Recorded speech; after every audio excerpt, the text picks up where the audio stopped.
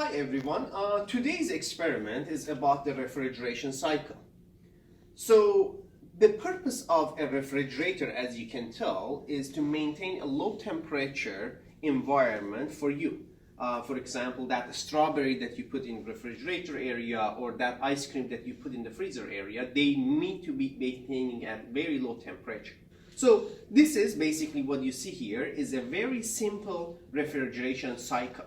As you can see, every refrigerator has basically a compressor. This is our compressor right here. And the responsibility of this is basically compressing, or on the other hand, increasing the pressure of your working fluid. As you can tell, these are heat exchanger. In this particular one, this is your condenser. If you want to figure out where this is in your refrigeration system in the house, this is basically the back of your fridge. So you can see here, these basically circular types valve. These are different valves that are on the other hand called throttle valve or expansion valve. You're going to basically drop the pressure of the working fluid. Another heat exchanger device where the evaporation of your working fluid is happening there.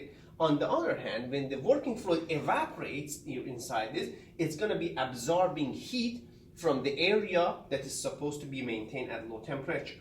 V1, V6 and V5, they're all open. So I'm going to basically switch this towards the right. So basically this means that I'm going to start. So remember, these condensers and evaporators, they have a fan behind. So as you can see, this is the same noise, if you pay attention, that you can feel when your house is quiet. That's the basically condensers. Not only compressor increases the pressure, it increases the temperature as well. So far I have used this valve. So you need to pay attention, and I suggest taking a picture and writing down these values of the temperatures and the pressures, and make sure that they are basically the same values that you can read from those that are in the experiment set.